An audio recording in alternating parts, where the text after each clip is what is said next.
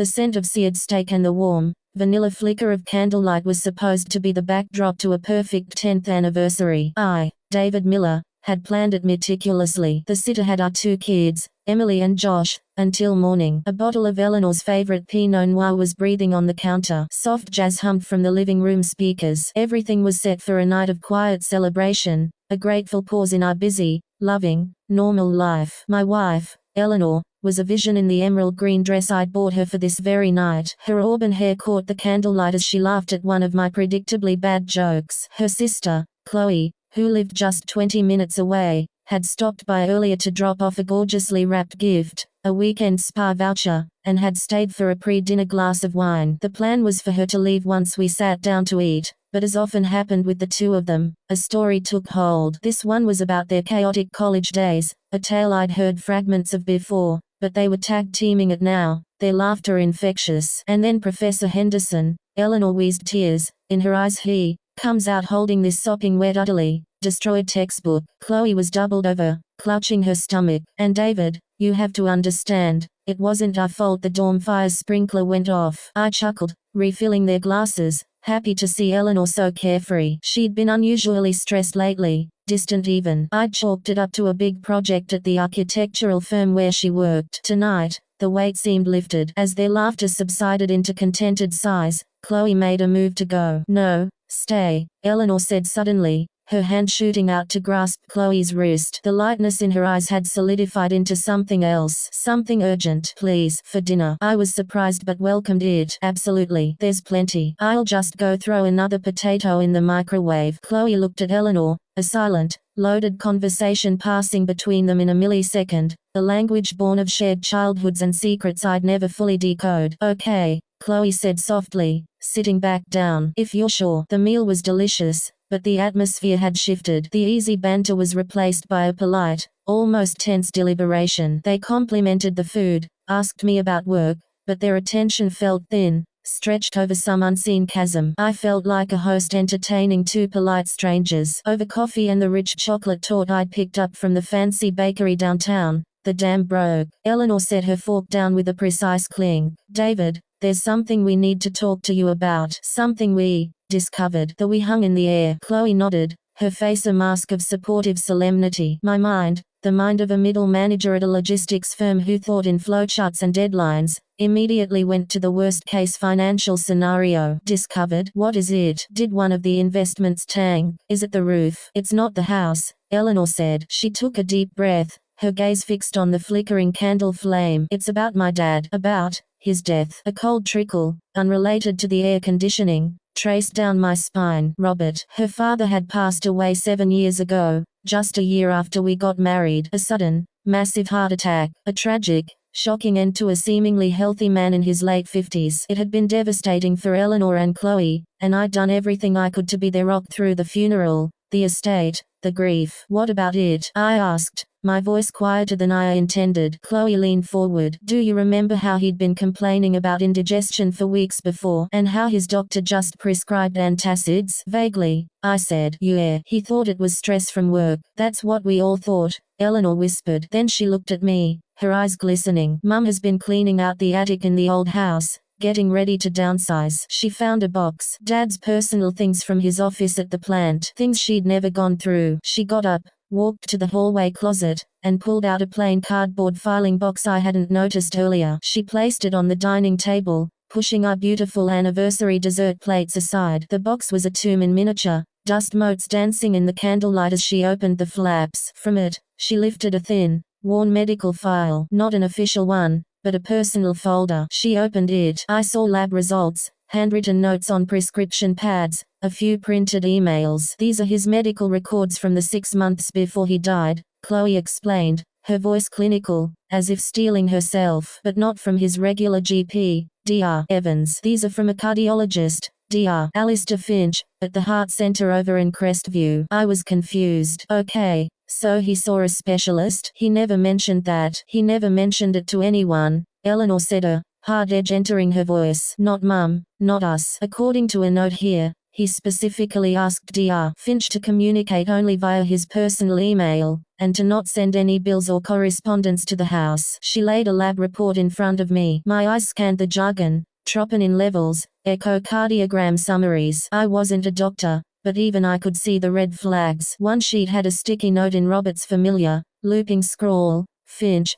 confirm blockage 80% LAD, stress test results conclusive, discuss surgical options. The date was 3 months before he died. He knew, I breathed, the horror dawning. He knew his heart was in terrible shape. He knew, Chloe confirmed, her voice cracking, and he was exploring bypass surgery. Then why? I began, but the question died as Eleanor pulled out the final piece of paper. It was a printed email, sent from Dr. Finch's office to Robert's personal email address. The subject line was, urgent, surgical scheduling and pre-op instructions. The date was 5 weeks before his death. The body of the email was a standard pre-operative checklist, medications to avoid, fasting instructions, arrival time, and at the bottom, a line that turned my blood to ice. As per our conversation and your decision, we have scheduled your coronary artery bypass graft, CABG, for November 12th. Please confirm. November 12th. Robert died of a catastrophic heart attack on October 28th, 2 weeks before his life-saving surgery. The room spun. The candles seemed to burn too bright. He had a surgery date, I said. Numb. He was going to fix it. So what happened? Did he cancel? Eleanor's finger trembled as she pointed to a single,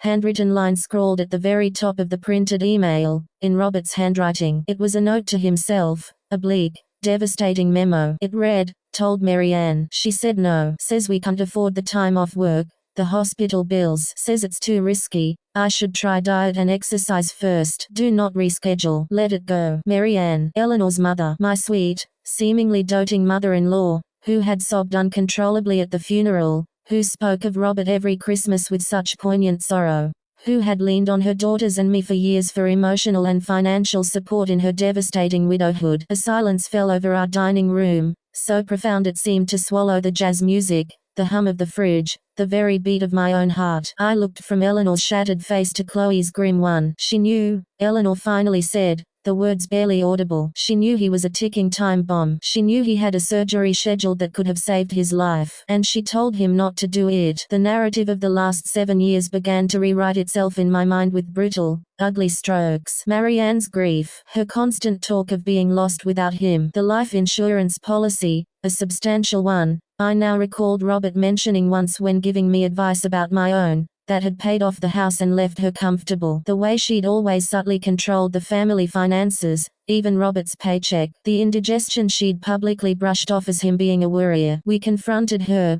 Chloe said, her voice hollow. 3 days ago. We showed her the paper. At first, she denied it, said it was a forgery, that Dad was a hypochondriac. Then she said he must have misunderstood her. Then, she just shut down. She said it was a private marital decision, that we couldn't understand the pressures they were under, that surgery was risky. Eleanor's next words were like shards of glass. And then she said, and look, it all worked out for the best in the end, didn't it? The life insurance set you girls up with your inheritances, and I'm not a burden on anyone. The sheer, calculated coldness of it took my breath away. This wasn't a panic-driven bad decision. This was a cost-benefit analysis performed on a human life, a husband's life, their father's life. Our 10th anniversary celebration was now a ghost in the room. The spa voucher on the counter seemed like a cruel joke. The night became a war council. We talked for hours, past the guttering of the candles, into the deep silence of the early morning. The sisters, united in their trauma, dissected their childhood with new,